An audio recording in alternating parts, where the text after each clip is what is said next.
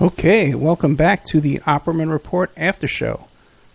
I'm your host, private investigator at Opperman. A couple of things. I want to thank our guest tonight, John Farrak, the author of these Bloody Lies, Dixie's Last Stand, and no, brother, forget the first one. John's a cool guy. I really enjoyed him.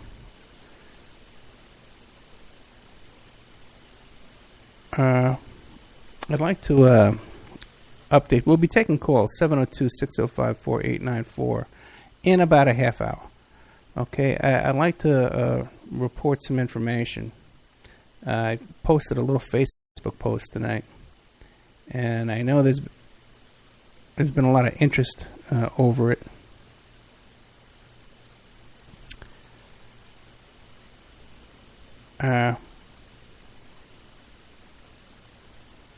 So I'd like to give you a report on that. Now, let's get into this. Boy. When I started this show, the Opperman Report, the first station we started out on was called Revolution Radio, freedomslips.com. And I was only on one station. And so we started the show out over there on Revolution Radio. And it was on Thursday mornings, 11 o'clock in the morning. Okay, so I wasn't expecting a lot. It was just a tiny little show. So when we started the show up, there's a whole bunch of people that work over there, volunteers and all kinds of people like that. And there was a guy there named, the only name we had for him was Whiesneberg. And he was always in the chat room, constantly, 24 hours a day. He's like a moderator in the chat room. And he was always this kind of like a skeptic. I guess you'd call him a skeptic. And he would try and debunk everything that was on the station. And he was always saying, oh, boy, this guest here is full of crap, blah, blah, blah, blah, blah. So he was also a webmaster at the station over there. And he was part of the management. He was a moderator in the chat room. And then somewhere along the line, too, they gave him his own radio show because he about prepping and gardening and all kind of weird stuff. I never really got into his show. I kind of liked him. You know, he was a decent guy. As a matter of fact, if you remember that old banner that they used to have of me on Revolution Radio, the one where I was wearing a Superman costume, they took a picture of Superman and put my head on it. You know, and it was funny because he had made that for me. And I said, do you want this to be your banner? And it just looks so stupid and so ridiculous. I just was, I had a couple of drinks that night. I said, yeah, do it. Okay, that'll be great. Okay, that's real funny. Do it. Go ahead. Let's do it. Okay, because I wasn't taking this thing serious. I was on one station, 11 o'clock in the morning on a Thursday. I didn't really get serious about the show until like January when they moved me to Friday nights. And then right after that, I started picking up simulcasts and picking up other stations and stuff like that. And other stations like Awakes and stuff like that started rebroadcasting my shows. And then we got on Spreaker, then we got on iHeart, and we really took off. So anyway, this guy Whiesneberg. So in February, I forget how I found out. I guess I saw a news article or something like that. Somebody sent me a link to a news article. But it turns out that this guy, Whiesneberg, his real name is Scott Eertmoed. Eertmoed. And I believe he was living in North Carolina, something like that. Or South Carolina. And the report came out is that he was under investigation from the Department of Homeland Security for downloading and distributing child pornography. And so they had traced his IP address back to his home there, to his internet service provider, and back to that home. And I read the whole, as a matter of fact, I have a copy of the criminal complaint that was written out by the DHS agents who were investigating this case. And they went to his home there to ask him about, hey, what's going on here? Okay, I'll send it to you. Don't worry. So I have a copy of this criminal complaint. So, and what happened was they came to his home there, and he was roommates with another host and manager who I think was the general manager who was in charge of Revolution Radio, named Kat Jenkins, and they had become roommates. And they used to produce for each other on their radio shows like right around the same time. I think it was on Sundays or Saturday afternoon, something like that. And they wound up living together somehow as roommates. And DHS shows up at the door. They let him in. They go up to Scott Whiesneberg, right? They go up to his bedroom, and they see right there, they look in the door, and they see his laptop. And on the laptop there on the screen is a message board dedicated to child pornography.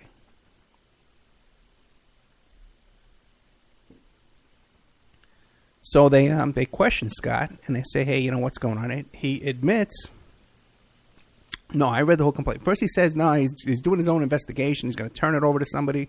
He's doing an investigation, blah, blah, blah, all this kind of stuff like that.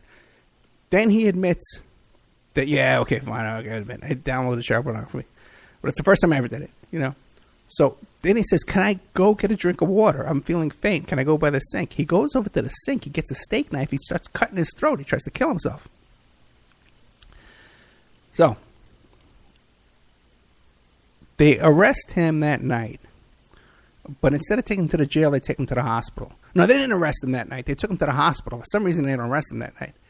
Then I read this whole story. Someone sent me this story about, because Kat Jenkins, his roommate, wrote this whole story about the whole thing, what happened, step by step, what happened with this guy, Scott Eertmoed, And what happened was the next day, she talked to the DHS, and they said, okay, no one else in the home is guilty, just this guy here. He confessed to having a child porn. We're going to arrest him when he gets out of the hospital. If he gets out of the hospital, give us a call. Bizarre, right? So, according to her story, she sees him the next morning, and he's packing to escape, and he asks her to give him a ride to the train station or the bus station or something like that so he can make his escape. And she says, okay, I'll help you escape. But then she sends an email to the DHS agent saying, hey, I'm going to help him escape, but I'm going to tell you where he is. Okay, give me a call later. It's so crazy it is like that. This whole story is insane. Okay? So anyway, finally they track him down, they arrest him. And that was back in February. Then, like in April, he pleads guilty to the possession of child pornography there and the distribution of child pornography and all that kind of stuff like that. So, I've been looking into this case because I knew the guy, And when you read the criminal complaint, too, and I'll make it available someplace, what I'm going to do is I'm probably going to set up a members section, a Facebook page just for a Facebook group, just for people that are members of the members section on OperaReport.com. And the plan is there so then I can share all these kind of documents and stuff like that. And with Sean Duff is doing such a great job with the website and uploading stuff that we can add documents and stuff on there too, along with the stories that we're covering. Like I plan to do a show in the next couple of days, as a matter of fact, on the West Memphis 3, where we're going to be going over Exhibit 500. And we're going to put up the exhibit, and I'm going to have forensic psychologists and experts discussing this exhibit. And all the stuff about Demon Eccles drinking blood and trying to kill people and sharpening his nails to attack people. And how his parents were afraid of him. This is all before his arrest. But back to Scott Whiesneberg, Eertmoed. I can't even pronounce that name. I don't even know how to pronounce it. But so he pleads guilty down in February. And he was just sentenced yesterday. And so I was looking online trying to find out what the sentencing was. I called up the judge's clerk. And then I called up the DA's office, and they've been, sharing information with me. And he got 12 years and 7 months for possession and distribution of child pornography. But one of the things that I found interesting is in the memorandum of sentencing, which I don't have an actual copy of yet, but I've heard quotes from it, that in 1987, Whiesneberg admitted to possessing child pornography while he was stationed with the U.S. Marine Corps. He was a member of the Marines. And they caught him with child pornography while he was in the Marines, in his barracks, they even said. I don't have all the details on that. And he admitted to possessing child pornography in 1987 while a U.S. Marine, and he was never convicted, never charged, and he got an honorable discharge like shortly after this. They gave him an honorable discharge for possessing child pornography while a U.S. Marine. Now, I've been involved in a lot of criminal cases. As I'm a private investigator. If you don't know who I am, private investigator. Okay, the Armored for it. And I've been involved in a lot of cases. And that has the signs of someone who's some kind of informant, okay, for the police or whatever. That he made some kind of deal where he gave information to get this sweetheart deal and not be charged and walk away from 1987. Then he's been using a false name since 1987. This name, John Bradford, he's been using. And that's the name that most of the people at the station knew him by. Because there was one occasion when I needed to get a hold of him. I couldn't log into the chat room. There was something was wrong, so I wanted to contact... Because he was in charge of the chat room. He designed that chat room, I'm pretty sure. So I wanted to contact him about that and find out what was going on.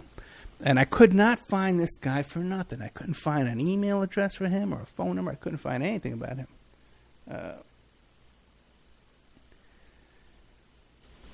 So...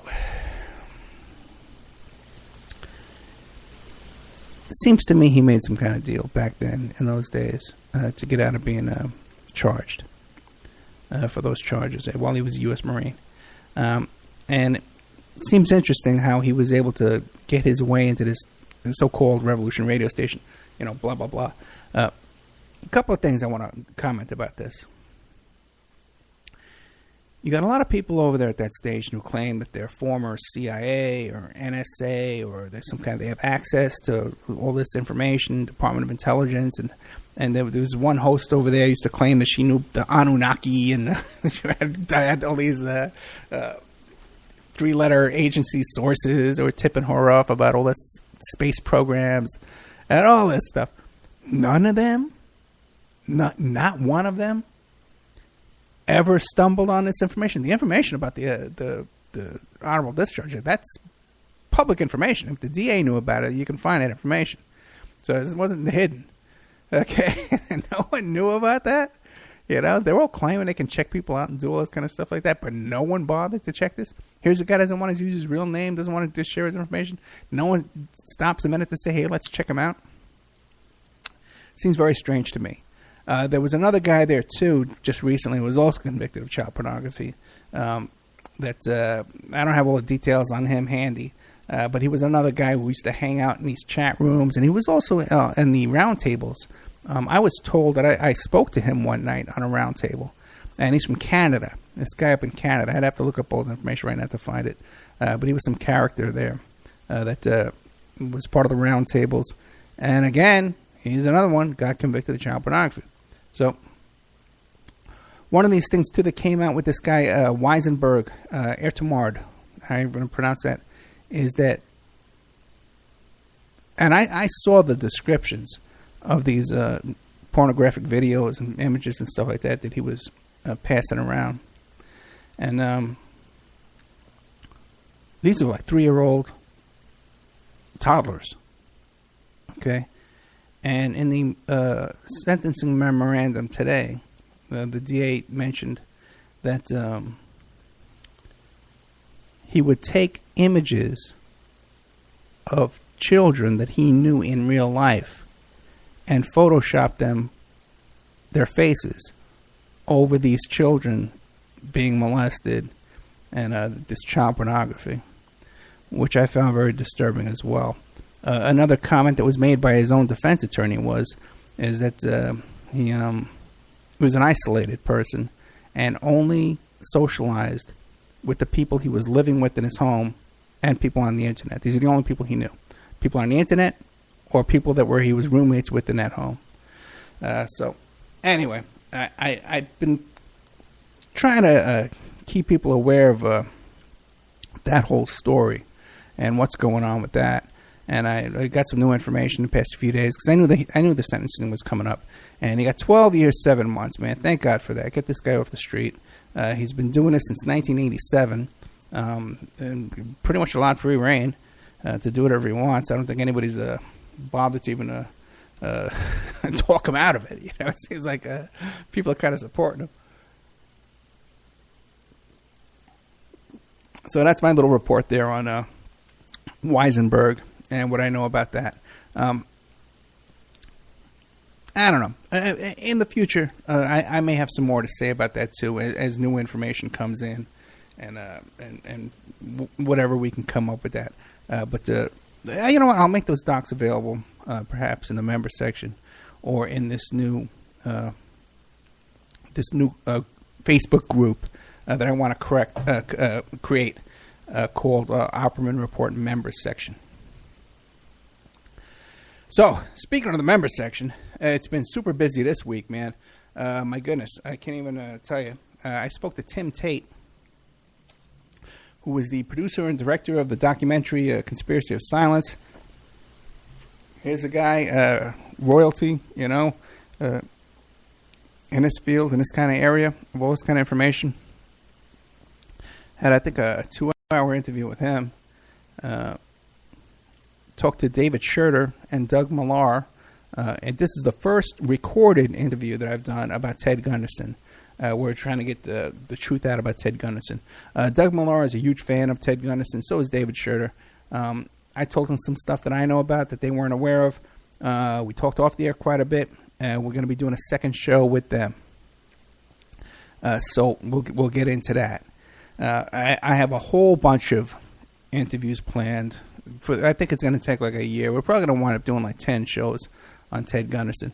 But you got to hear this thing, though, man, with Doug Millar, because he lives with Ted Gunderson, okay? And he's talking about how, oh, yeah, you know, he's mentioned this other guy who climbed up the terrace on the outside and breaks in and locks people out. And you know, when they weren't looking, he locks the door behind them. And then he steals like 30 boxes of files from Ted's files. What the hell was going on with this guy? Here's a guy that made it to the FBI special agent in charge of Los Angeles. And he's got people sleeping on his couch, people climbing up his terrace, stealing boxes, pushing other roommates out the door. What the hell was going on with this guy? We got to look into this. And we're not going to stop. We're not going to give up until we figure out what the hell went on with Ted Gunderson.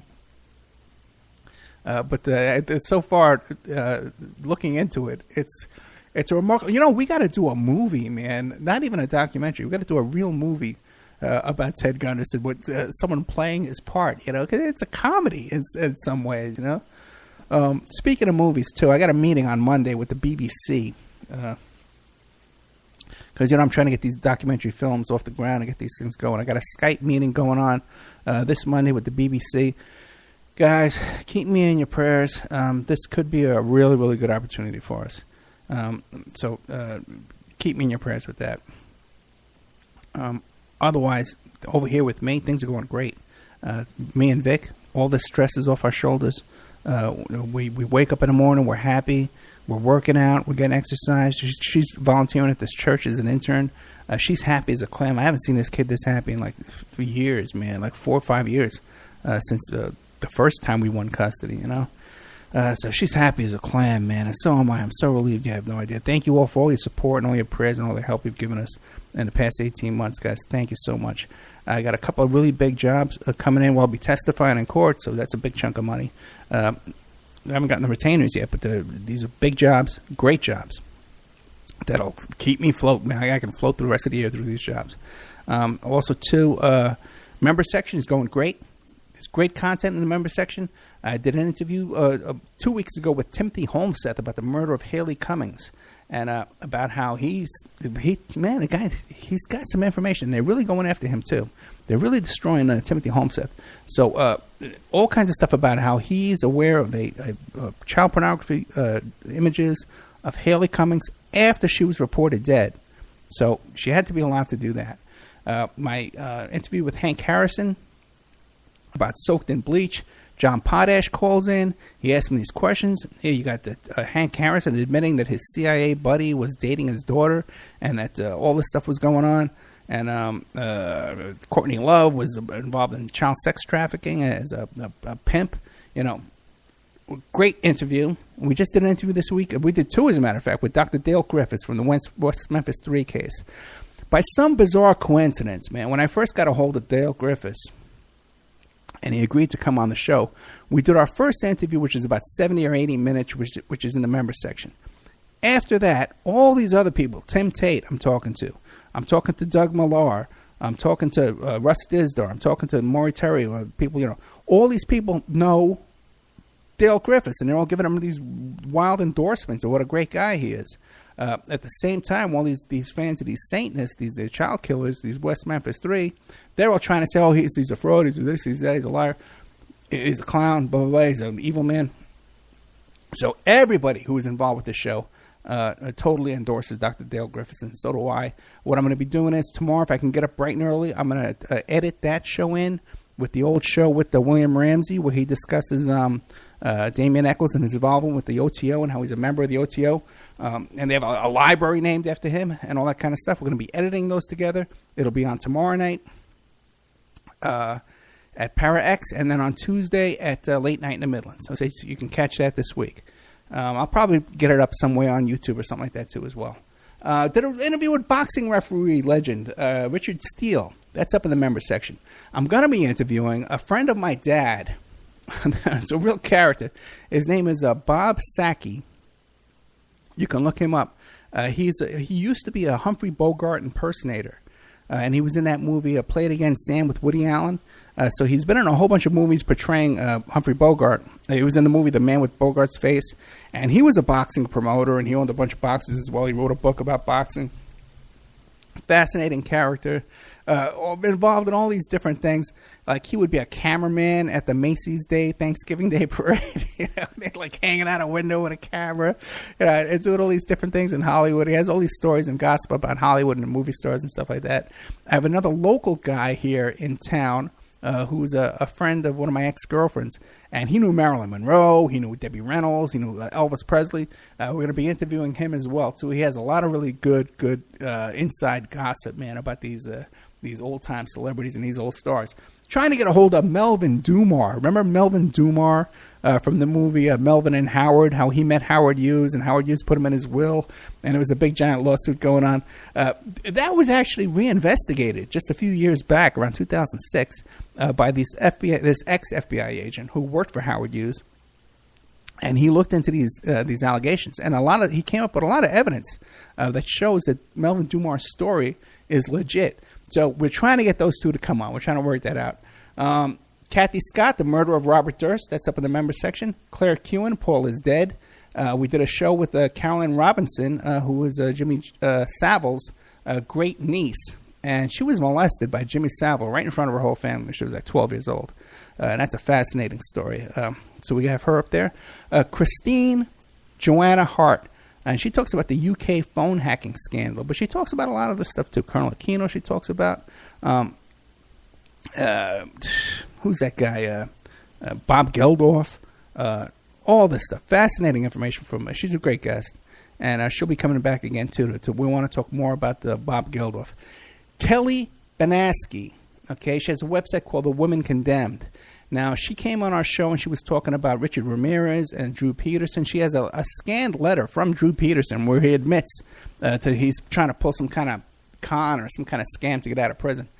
She's going to be coming back with this woman who she got out of prison, who was on death row, and they proved that she was not guilty, and they let her out. Nathan Lewinsky. Now, we did a show about I Don't Like Mondays, the Cleveland elementary school shooting. Dennis Hoff. From the Bunny Ranch. We did an interview with him. Daniel E. Moore, who alleged that he was part of a murder attempt. They tried to kill him like 3 or 4 times, and he says it was the Temple of Set that tried to kill him. Fabian Poulain. Oh, my God, this guy. Oh, what a character this guy is. Fabian Poulain, the Oak Island buried treasure. Remember we did the show with Lee Lamb where we investigated the Oak Island treasure hunt down there? This guy, Fabian, has a fascinating story, and he's claiming that he has the proof of where this Oak Island treasure is. He says it has something to do with the Vatican and some kind of religious artifacts are under there, and he knows exactly where it is. He knows exactly how to get it. He's not looking for any money to get it. He can get it on his own. I don't know, man. Fascinating. He's a smart guy, that's for sure. Definitely a smart guy. So he's in the member section. I just did a show with him. And then Henry Vincent, Confessions of a DC Madam. So we got all these guys here.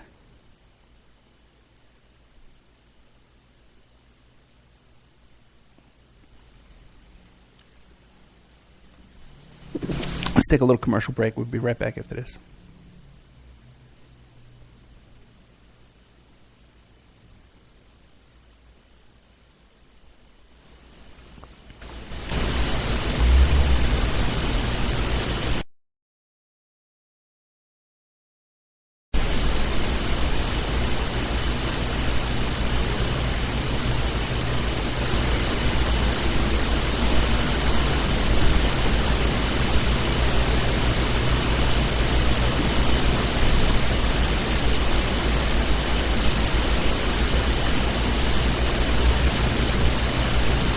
And now, a word from our sponsors.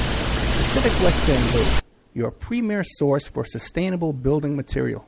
They provide construction-grade and craft-grade bamboo material for all your indoor, outdoor, and gardening needs. Contact them for event planning and display building as well. 503-839-8126. Or you go to their new website, pacificwestbamboo.com. Or you can contact them on Facebook at Pacific West Bamboo. That's 503-839-8126. Amanda from Pacific West Bamboo was our first sponsor. She's been so good to us, so please support her in return. I want to make everybody aware of our new members section at www.oppermanreport.com. You can go there and sign up for a monthly, quarterly, or yearly subscription. You can even purchase episodes one by one.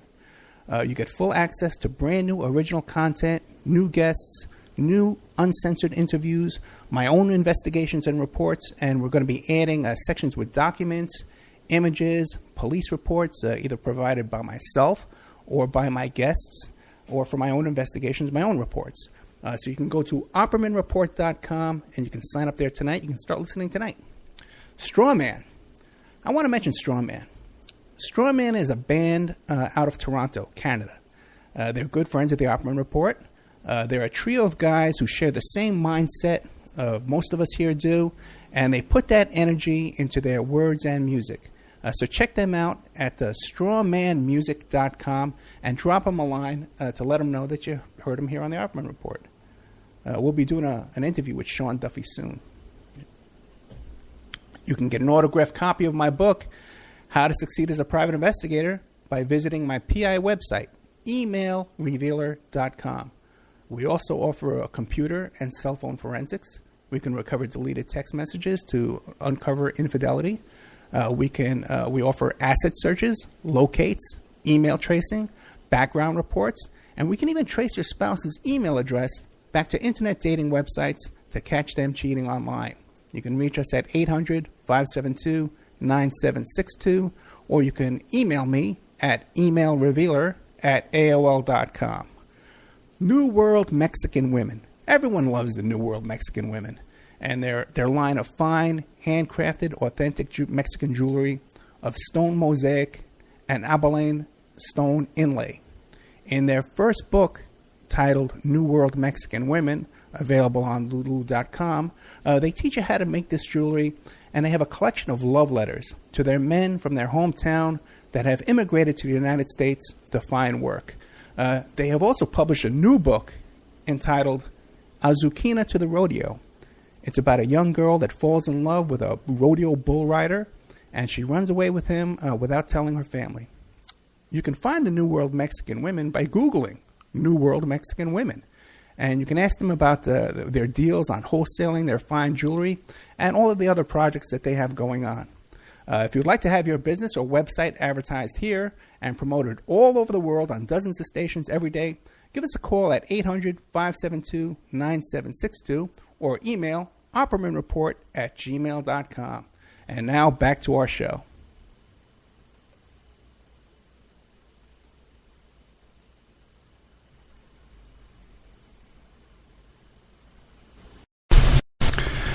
Okay, welcome back to the Opperman Report After Show. I'm your host, Private Investigator Ed Opperman. And thank you so much. We definitely appreciate your support, your financial support. If you want to make a donation, you can go to oppermanreport@gmail.com, or you can go to oppermanreport.com, and there's a little donate button on there. You can click on that and send us a little donation. Keep us going. Also, too, don't forget, we're always looking for sponsors. I'm speaking to I got a little sponsorship deal in the background I'm working on, but if that doesn't work out, I'm going to be offering a huge introductory discount, a really good deal. So if you're interested in sponsoring, if you've ever been interested before, contact me, because I can give you something for about 2 months, just to get back on our feet here after this litigation, where it would be super, super cheap, and you get a great deal. Just to hold us over for a couple of months, we get back on our feet here because we need a car. Okay, let's see, where was I? Talking about the members section, and about this guy from Oak Island. He's a funny guy. Coming up, we're going to be doing a show about not September 11th, the first World Trade Center bombing, the very first one where they drove in there with that truck and they tried to bomb it, and about how pretty much the FBI and the CIA was behind the whole thing and handling all the bombers and stuff. And all these people involved with the bombing of the World Trade Center, they were also involved with the shooting of Meir Kahane.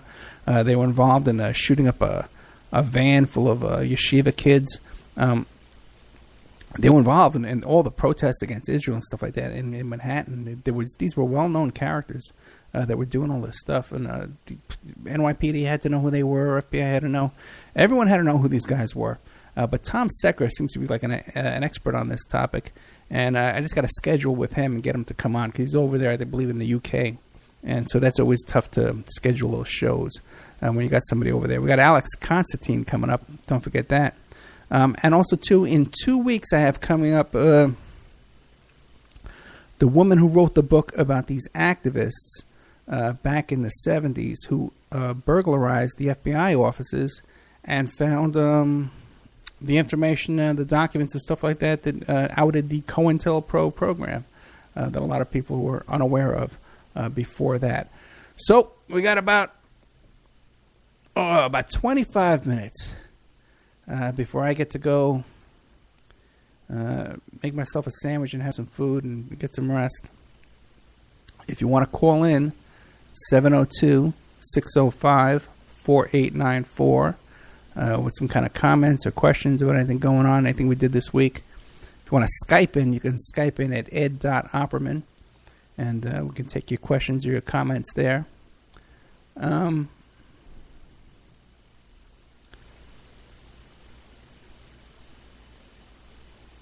Okay, got a question here from Bro Lee in the chat room. Let's see what he says. Where do I stand on Sandy Hook? It's a good question, because I tell you, you see some stuff. What do we really know about Sandy Hook besides YouTube videos? Has anybody done any work on it? Is there a book? Is there anything really?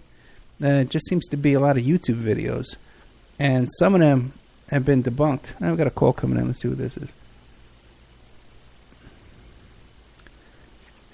Investigations. Oh, Ed Opperman? Yes, this is Ed Opperman. What can I do for you? All right. This is the radio show I'm calling in, right? Yes, it is. Yeah. Well, I was going to kind of put some comments in about Freedom Slips. Okay. Over there. That's where I found you originally, when you were, doing your show, and I kind of get involved in that chat room there, but then I noticed that they seem to be a little, cliquish in there, and if you say the wrong thing, then they'll jump on you, and then they taunt and antagonize you. Yeah. But, I remember on some shows where, usually they have a thingy when the chat room starts up that you can't, attack any of the guests or anything, and I know what happened to you, with that Nighthawk guy, I guess, attacking one of your guests, but I defended some guests on. I used to listen to Laurie Ann Fenton or your show, and I remember I can't remember which one it was, but I depended on a guest on one of the shows, and of course I got attacked in that chat room from that clique, and well, I tell you a couple. So a couple of interesting things. You know that what I found out is that besides that chat room there, they have another chat room that's like a secret chat room right behind that one, where they all chat and talk about what's going on in the other chat room. Yeah. And I'll tell you something. Now, what happened? How I found that station was because I used to be a fan of Carrie Cassidy and her show, and I used to believe all the stuff that she said. So I used to, go into the chat room, and I used the Las Vegas PI. And everybody loved me. I was this popular guy, Las Vegas PI. I was big friends with everybody. As soon as I got a show there, okay, a lot of people didn't even know that Las Vegas PI, the name I used in there, was Ed Opperman. They knew Ed Opperman, the show, but people didn't know it was the same guy. But a couple of the moderators did. And soon as I was talking to them about doing a show, immediately the moderator, Vauber, right? I didn't say anything. And also, everyone has to behave in here, even hosts. And I was like, what the fuck? How did you know I was a host? What's going on with that? So, it's a whole bizarre thing over there. It's like a cult. It's like a doomsday cult, If you ever look, everything over there is the end of the world, meteors coming and EMPs and nonsense. Yeah, I'll tell you, though, usually when you're listening to a host and you're in that chat room, you usually can type in capital questions in capital letters.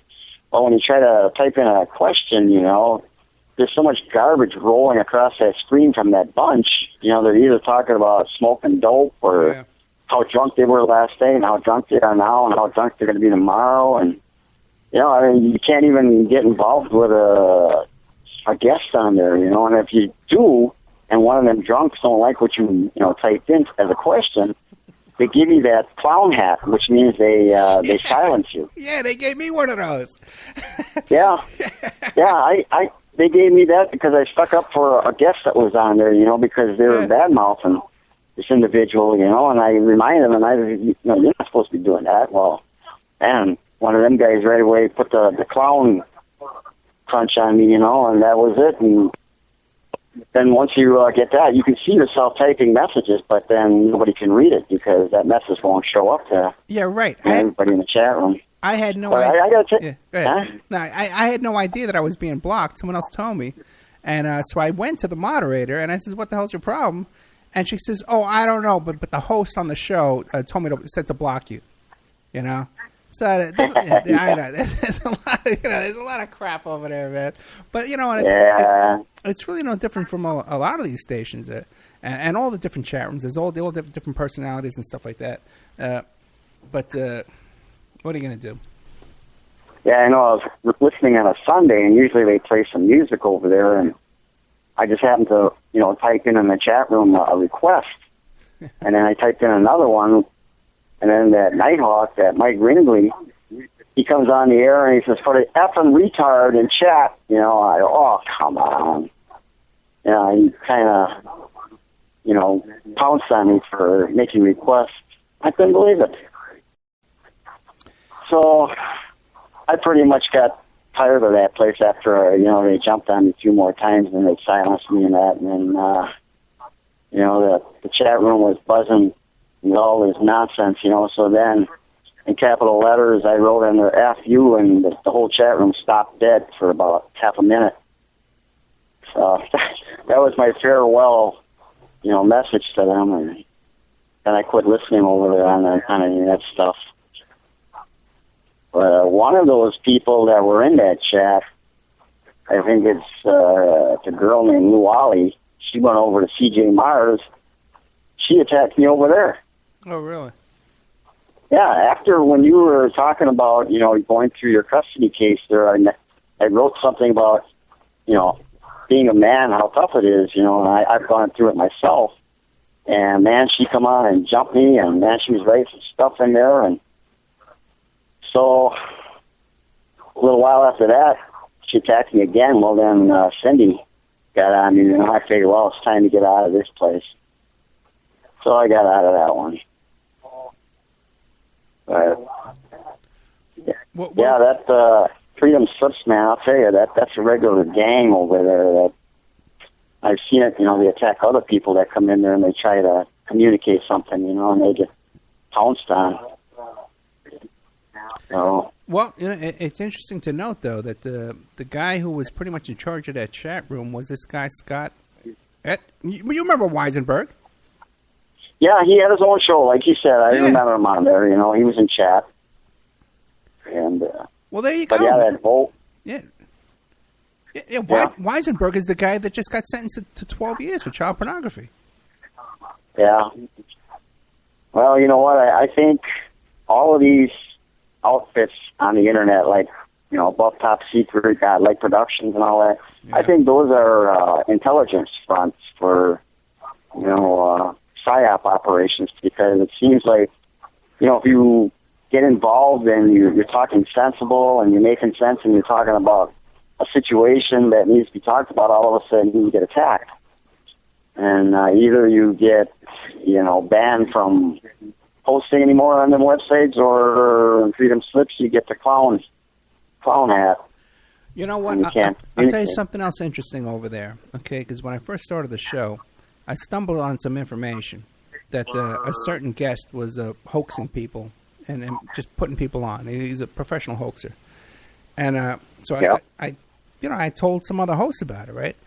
And instead of saying they didn't want him on, they actually gave this guy excuses and gave him like an alibi to continue his hoax.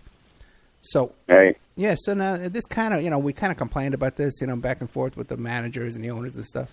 And what happened, they actually said to me, well, because what you're doing is you're actually telling the truth. What you're talking about is real. And I was like, yeah, you mean everyone else isn't? Yeah. I remember the guy telling me, well, yeah, because what you're saying is the truth, and what you're talking about is real.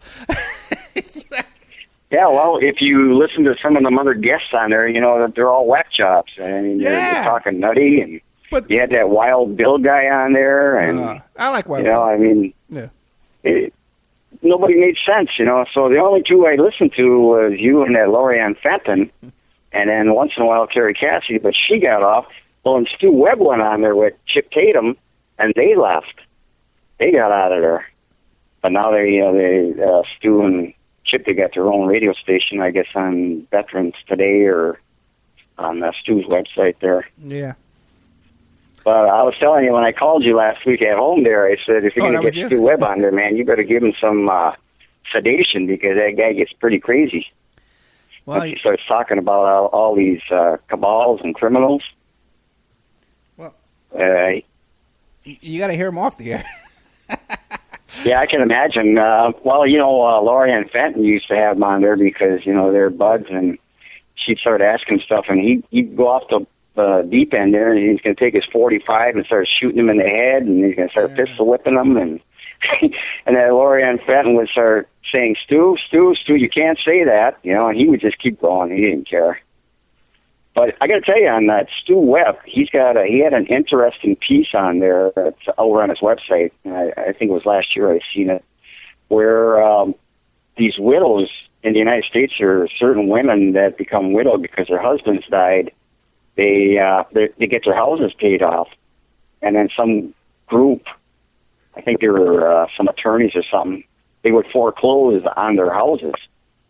So Stu knew all about that, and I guess there was a girl in Denver that they did that to, and she wanted his help.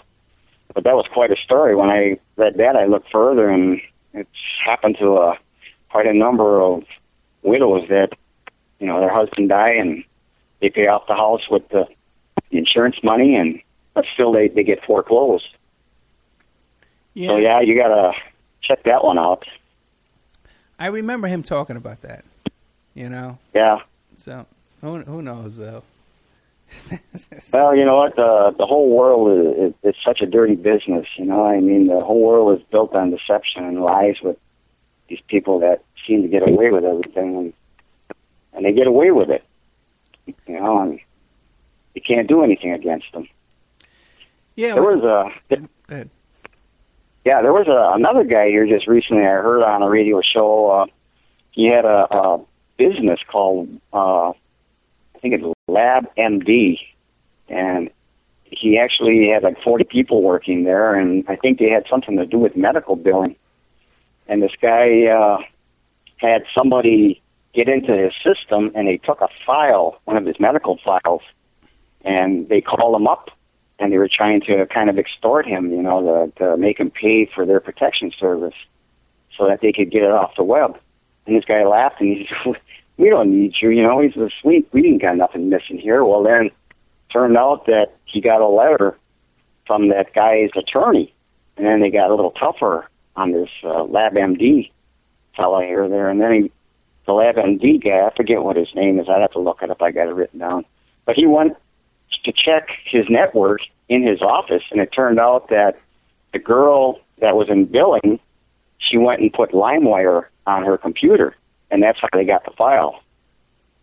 So they were trying to get this guy to pay big sums for their protection, and they refused. So I guess the attorney called them up, and you know how attorneys can get real downright and tough. And they tried to scare him that way, and then the attorney said, "Well, we're going to turn it over to the FTC." And the guy laughed. He said, "Go ahead." He said, because he figured that the FTC is so busy with other stuff that they'd never bother a little thing like that. Well, they did. They came after him. And to make a long story short, he went bankrupt because the FTC was pounding on him so bad. So he lost the whole business. All 40 employees went out, and they're still trying to get him charged in prison time. They want to, I don't know how many hundreds of thousands of dollars out of this guy, but he refused. So then they upped the pressure by telling him, they were going to put him in prison and stuff. But he's still fighting it. His company is gone, employees are gone. They're trying to make him gone, but he ain't going to let him get away with it. But then he reported, he did some investigating. He said that they've done that to 80 other companies. Yeah, there's a lot more. Here. There's a lot more that goes on. That people realize, and even hackers and people like that from other countries, and then they try and blackmail the companies. And it just happened this week with the Ashley Madison. And I'll tell you a funny story, because Ashley Madison's this dating website where they invite people to come in that are cheaters, that cheat on their spouses. And that's where you can go and cheat on your spouse on Ashley Madison. So now around around 2000, I guess 2001, 2002, I invented a search where if you think your husband's cheating on you, you think your wife's cheating on you, you give me their email address, and I could trace it back to all these online dating websites. So I've been getting into Ashley Madison for years. And if you give me an email address, if your husband's on Ashley Madison, I can find him on there. No hacking, nothing illegal. It's very simple. And I could do it with 100 different websites. We can find them on porn sites, escort service sites, all kind of stuff like that. I can find them on gambling sites. Now, the thing is, it's kind of funny because Ashley Madison, a lot of these websites, they're kind of at war with me because, they'll figure out how I'm getting in and they try and change it. Yeah. So Ashley Madison, for a while there, they gave up. But for a while there, they were at war with me. And they used to have a commercial on the radio and on TV. Well, I guess it wasn't TV, but on the radio, where they would say, if you're on Ashley Madison and you're cheating, you can never get caught. No one can catch you here cheating. And then I guess they saw my website and they saw my ad and they hired me a couple of times to try and see if they could get caught. And they would find out that they were getting caught. So they changed the way I was getting in there. They changed it. But I figured out a new way to do it. So it was going back and forth. So they stopped playing that ad where they said you couldn't get caught because they saw I was getting in. And then they put it back on and they saw I was still getting back in. They took the ad off. So now you'll never see that ad from Ashley Madison again, saying that no one can catch you cheating on their website because they know I can get in there and do it. The same thing was with Yahoo dating site. and then they got taken over by Match.com. And but all those sites, I can catch people cheating on all those websites. They do it all the time. And sometimes too, it's really good because there's a whole bunch of fetish websites and escort service sites. And if you're in litigation, if you're in custody litigation, and you want to prove that your ex-husband has a porn addiction, or he's involved in a lot of activity like drug use and stuff like that, we can catch them on these websites with their ad and stuff like that, saying all kind of crazy stuff. They're 420 friendly and all this kind of stuff. And you can use as evidence in a custody evaluation. Well, I'm glad to be able Hey, you know what? I'm losing your audio. I can't hear you at all. Oh, there you go. Yeah. Well, Now I'm losing you again. Now. Yeah. Well. Now you're back. Okay. Well. Yeah. So. Yeah, I was just saying that. I kind of been keeping track of your custody battle there, and glad to hear that you managed to at least come out a little better than what you were. Oh, no, we got 100% win here. Listen, 18 months ago, I sent my ex-wife an email saying, listen, just give us a couple more days a week. That's all we want, just because the kid's crying when she leaves here. She's crying when she comes back. She has no room over there. She has no privacy, And instead of just emailing me back, we went to court.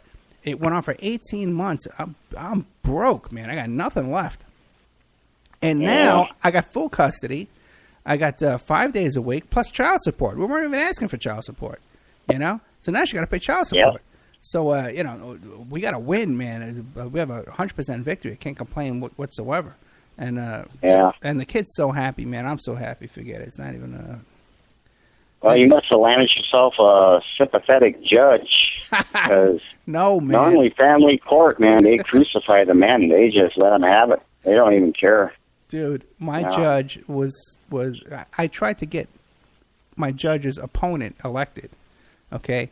And she found out, okay? And so my judge, we have her on video saying, if we go to trial, I'm ruling against you before the trial. Before I hear anything in the trial, I'm going to rule against you. She said, the minute you walked into my courtroom, I knew I was going to rule against you. We have her advising my ex's lawyer on the law, giving him legal advice on video. We have her. We have her advising them on negotiations. So this judge, if I pursue this, man, I can get this judge thrown off the bench, man. It is so blatant what went on here. The only thing was I was struggling so bad I ran out of money, and I couldn't fight the case anymore. But you know who solved all this? My daughter negotiated with her mom, and that's how we settled all this finally. That's ultimately how we did it. That's what happened in my case. I got a son, and he negotiated with the ex-wife, because every time she would see me, she's, I'm taking you back to court, mister. I'm getting more money, and she would. Yeah. No matter what my argument was, they gave her all she wanted, but then my son in the end there, he, talked to his mom and convinced her, and I had to pay her, cash settlement, to end the whole thing, and which I did, and that was the end of it. So. Yeah. Listen, as far as child support, I've always had my kid the majority of the time, all this time. I raised her from when she was a baby. I lost child support. I lost like $80,000 child support over the last 10 years. But we never went for it. All we really wanted was a couple more days a week, and it could have ended so peacefully and so without all this trauma. Because my kid was really suffering last year, man. Like last summer was so bad. Everyone knows, and here's her radio show, and here's her, sees the stuff she's working on. She's a brilliant kid. Everybody says it. But she was locked up in her room for 6 days a week, talking to no one for 6 days. Oh. Yeah, it was a nightmare. And she wasn't showering, and she wasn't going to taking a shower and stuff like that. It wasn't no hygiene. And when she would get out of there, she wouldn't stop talking. She would just be grabbing my arm and hanging on to me and just couldn't stop talking. And it was heartbreaking.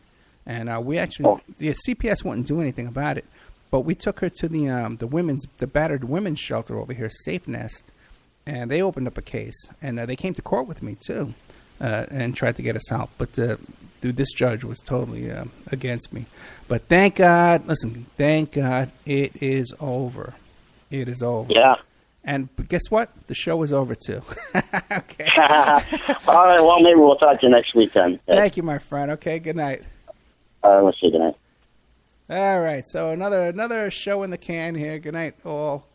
I love you so much. Thank you for all your help and support and all your love and prayers and everything like that. I don't have a guest book for next week. If you got any ideas, suggestions with contact information, get a hold of me during the week, and we'll get them in there. Otherwise, I'm sure I'll come up with somebody good. And I got a ton of after shows booked for the week. I'm going to be doing interviews every single day. Tomorrow night, I'm interviewing Hank Harrison again. Sunday night, I think I'm going to be doing that woman, Kelly Banansky. Both great interviews. So, anyway, guys, I want to thank everybody in the chat room here, all your kind words and stuff like that. And then, Ed, why aren't you rich? You're absolutely right, Jessica. Because not only that search I invented to catch people cheating online, not only could I use it here, but we can translate that into foreign languages and do it all over the world. So you're right. I got no money to do anything. I could do right now. I could be doing documentary films right now that each one would be making money because I got a built-in following. We have people. It's like 300,000 people listening right now. By the end of the week, 1 million people are going to hear this show. It's freaking amazing. I didn't even know we were on iTunes, but we got plays on the archives every single day. 3,000 plays a day. Then we're on stations playing repeats of our show. So we got this, and I can watch this thing on YouTube and on Spreaker and see how many people are listening at that very moment. Anytime during the day, there's thousands of people listening to repeats of my shows during the day, at 24 hours a day. So you're right. Why aren't we rich? I don't know. There's a problem there, Jessica. Okay, we should be rich. So I don't know what to tell you, but I'm offering a great deal. If somebody wants to come in, I need like 4 sponsors. And I'm talking super, super cheap, man. Like you would not believe, pathetically cheap for the next couple of months just to get us back on our feet. And then the ad rates go back to where they were. But, guys, good night. I love you all. I'll see you next week and during the week and all that stuff. Good night.